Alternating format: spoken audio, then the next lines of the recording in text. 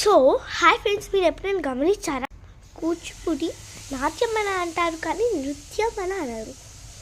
అది ఎందుకో నేను మీ డౌట్ని క్లారిఫై చేయడానికి ఇక్కడికి వచ్చాను. సో ఫస్ట్ ఆఫ్ ఆల్, నాట్యంలో అంటే డ్యాన్స్లో, కూచిపూడి డ్యాన్స్లో త్రీ టైప్స్ ఉంటాయి. అది నాట్యం, నృత్యం, నృత్యం. నాట్యం అంటే పురాతన కథతో కూడిన నాట్యం. అది అంటే ఏదో ఒక కథతో మనం అంటే దాన్ని గురించి మనం డ్యాన్స్ చేస్తాము, దాన్ని నాట్యం అంటారు. ఇప్పుడు నృత్యం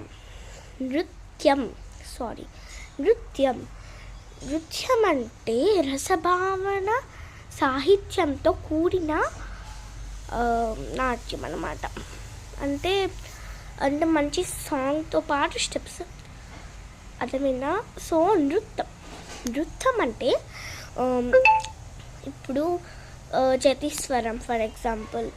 అంటే ఇప్పుడు పురాతన కథతో కూడిన నాట్యం అని అన్నాను నేను. నాట్యం అంటే పురాతన కథతో కూడిన నాట్యం. దానికి ఎగ్జాంపుల్ రామాయణ శబ్దం. నృత్యంకి పుష్పాంజలి కానీ అండ్ ఎక్సెట్రా.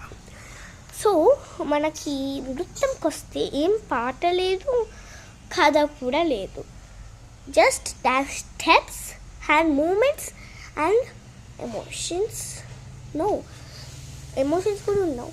అంటే ఎగ్జాంపుల్ జటీశ్వరం అనుకోండి కదా. సో ఏం చేస్తారు? నృత్యం అంగ విన్యాసం అంతే. సో అలాంటిది అంగ విన్యాసం లాంటిది. సో అలాగా. ఓకేనా? Bye guys, love you.